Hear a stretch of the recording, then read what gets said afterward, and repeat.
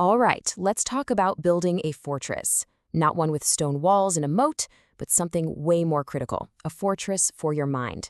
Today, we're diving into how we can actually protect our ability to think for ourselves in a world that's, well, pretty much run by algorithms. Let's get into it. So I want to start with a question, and I really want you to think about this. Who's curating your thoughts? Seriously, when you're scrolling through your feed, whatever feed it is, what you see isn't just random chance. It's a reality that's been handpicked just for you. The real question is, who's the one doing the picking? And maybe more importantly, what are they choosing to leave out? And that question brings us right to the heart of what we're talking about today, cognitive sovereignty. I love this term. Think of it as your mind's own declaration of independence. It's your right, your ability to think for yourself, to shape your own views, and to consciously push back against all those subtle, and sometimes not so subtle, nudges from the digital world. Okay, so before we can build up our defenses, we've got to understand what we're up against.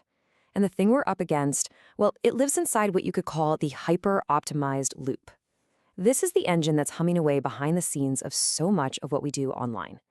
You know, every single time you click or like or even just pause on a video for a few seconds longer, that's a signal. It's like you're sending out these tiny digital reflections of yourself all day long. And the algorithms, they are masters at scooping up these reflections and literally building a custom world for you out of them. It's a world that feels super comfortable, right? It's familiar, but it's also a massive echo chamber.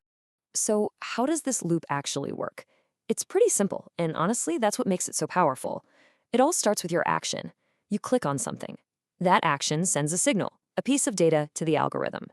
The algorithm then refines its understanding of you. It learns, oh, they like this. And then comes the echo.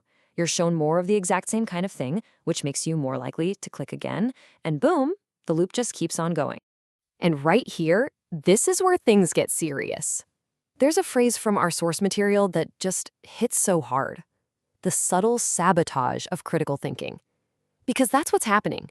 When you're stuck in that echo chamber, only hearing things you already agree with, something really important starts to wear away. Yeah, this is way more than just a small side effect of cool technology. The real cost of all this personalized convenience is incredibly high. It's a direct attack on one of the most fundamental skills we have as humans, our ability to think critically. Just look at the difference here side by side.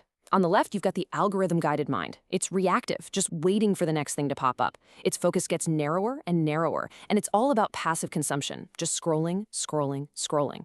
Now look to the right. That's the sovereign mind. It's deliberate. It seeks out a broad perspective, even things it might not agree with, and it's all about active engagement. The difference isn't just small, it's everything. And let's be really, really clear about this. This is not just about getting better, more targeted ads for a pair of sneakers you looked at once. The stakes are so much higher. This goes right to the core of our ability to think freely. It's about whether the thoughts you have, the opinions you form, are they even really yours? Okay, so that's the problem, and it's a big one. But now it's time to talk about the solution. It's time to flip the script and go on the offense. We need a new game plan for this new world, and we're going to call it your mental fortress. This is it. This is our mission, should we choose to accept it. It is time to algorithm-proof your brain. Now, this doesn't mean you have to throw your phone in a lake and go live in the woods. Not at all. It just means learning how to use these amazing tools on your terms to build a mind that is tough, independent, and resilient to all that unwanted influence. So, the big question is, how do we actually do this, right? How do we start laying the bricks and building the walls of this mental fortress? Let's get into the practical, real-world strategies you can use to take back your cognitive sovereignty. So every good fortress needs strong pillars, and ours has 4. First up, cultivate awareness. This just means you start paying attention on purpose. Next time you're scrolling, ask yourself, wait a minute, why is the algorithm showing me this? What did I click on yesterday that led to this? Just noticing is a huge first step. Second pillar, diversify your inputs. Intentionally go look for stuff from different perspectives. Follow someone you disagree with. Read an article from a publication you normally wouldn't. It's like a workout for your brain. Third, practice deliberate consumption. This is the battle against the endless scroll.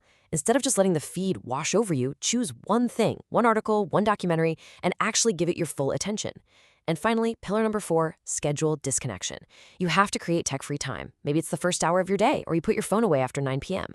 Give your brain some quiet time to come up with its own thoughts for a change. And you see, all these pillars, all these little habits, they're all working towards one big goal: reclaiming your mind. This is about more than just fighting back against an algorithm. It's about proactively unlocking the incredible power of your own intellectual autonomy. So why does all this matter? Why should you even bother? Well, because when you build this fortress, you reclaim the most valuable thing you have, your attention. You strengthen that critical thinking muscle. You start to feel genuinely curious again, instead of just being fed things. You make more conscious choices. And ultimately, you regain what it means to be an independent thinker in the 21st century. Look, a fortress isn't built overnight. It's built one single brick at a time. So I'll leave you with this to think about. What is the first brick you are going to lay for your fortress? Thanks for exploring this with me.